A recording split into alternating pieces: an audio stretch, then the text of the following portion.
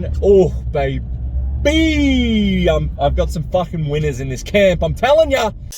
All right, let's get it. Let's get it. First session for the week. We're going to slam a big boy bench. I'm also going to run my 6-week squat program again just because I want to accumulate a lot more volume. And I want to regulate my intensities with squatting. And I'm also going to be doubling down on my accessory work with sumo deadlifting on those squatting days. So I'll have, what I just said made no fucking sense because I've been doing first aid all day. I'm going to do 2 heavy squat sessions a week. I'm going to do 5 squat sessions a week. 2 are heavy. The other 3 are just accumulating some cruisey volume. I'm going to do 1 big bench session a week.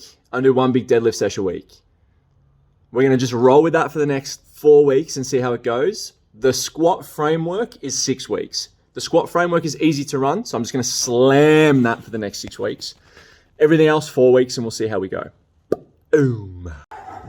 Just hit my first set. The Gus has me hitting 5x6 at an 8 RPE across the set. So that definitely felt like an 8. It was heavy. Do I think I could do 2 more? Yes. Do I think I could maybe do 3?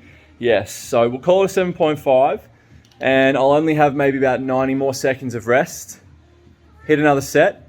See if we can build the fatigue to get a little bit more out of the stimulus without going too heavy, because I don't want to overshoot myself on day 1 of this new block. So we'll use the fatigue. We'll see if we can get it closer to an RP of 8, the same weight, and if we can, I'll keep playing with that same weight and just keep on adjusting my rest periods to accommodate for that fatigue. I had a big week off. A lot of training last week, and I didn't get a chance to get anything in over the weekend. Actually, I won't say I missed out last week. I spent a big portion of the weekend recovering, the week recovering, and then the weekend kind of chilling. But definitely undershooting with the bar today.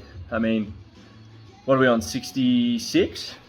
66 is moving like piss, which is great, it should. I'm a fucking strength coach, right? But my confidence with pressing just hasn't been there, and it was one of those things that I neglected. You know, I'd just rather do push-ups or rather do single arm overhead presses and stuff. So it's good that the bar's starting to feel a little better in my hands, but the frustrating part now is finding where the actual ceiling kind of is, and then not punching through it. So we don't want to fucking punch through that ceiling. Just keep it down, thanks boys. The hardest and the worst part about filming content, I mean, if you do it by yourself, it feels a little bit conceited, and it feels a little bit, I don't know, narcissistic. But then I realized I'm fucking conceited and I'm narcissistic, so I'm actually having a lot of fun with this. All right, we're gonna hit our second set of 5. My focus is going to be on really using my hips, my deep abdominals, to pull me down into my first initial hip flexion moment. I want to prime my hips from the top. I don't want to try to find my hips at the bottom. So let's get it. Let's get it.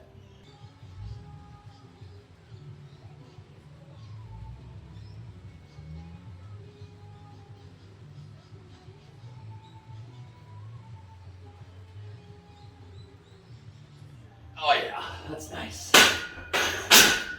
Oh, that's nice. Those hips are feeling buttery smooth. No warm-ups, jumping under 80 and accumulating some really consistent, really cruisy volume there. I'm lifting with the belt for 2 reasons. 1, I'm a giant pussy, and I just want to make this as comfortable as I can for myself. But 2, this thing is very uncomfortable to squat with.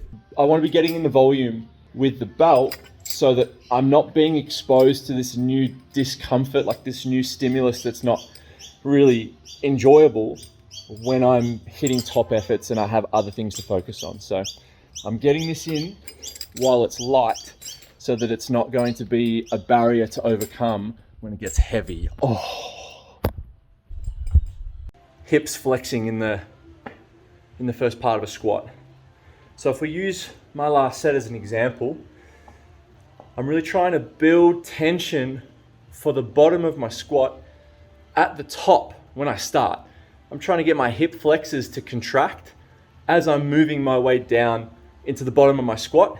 As they contract, on the opposite side of the hip, there will be a reciprocating contraction. This is called successive induction, where you'll be neurally stimulating the agonist and antagonist of a joint to create co-contraction against each other.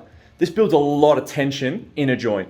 And this is how a lot of force at like the top end, when I'm talking top end, I mean like 1 RM, 100%. When you are pressing or squatting or deadlifting, whatever it is, if you don't have tension throughout the entire system, as you start to develop bar path, like movement along the bar path, anything that wasn't tense will move. And that's force loss, because you're trying to produce force into the floor, and as the bar starts to move up, part of your body gets pulled down out of position. That didn't have any tension in it. If you want to be strong, minimize as much of that movement as possible before the weight starts moving. That's how you know you've generated enough tension in a lift, so that if you start failing, now it's because of weak parts rather than poor timing. Boom!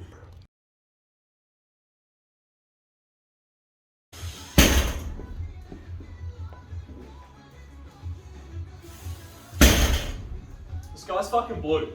Yeah, it's really nice today. And the grass is goddamn green. Grass is green, sky's blue. I did my deadlifts, how about you? Oh yeah.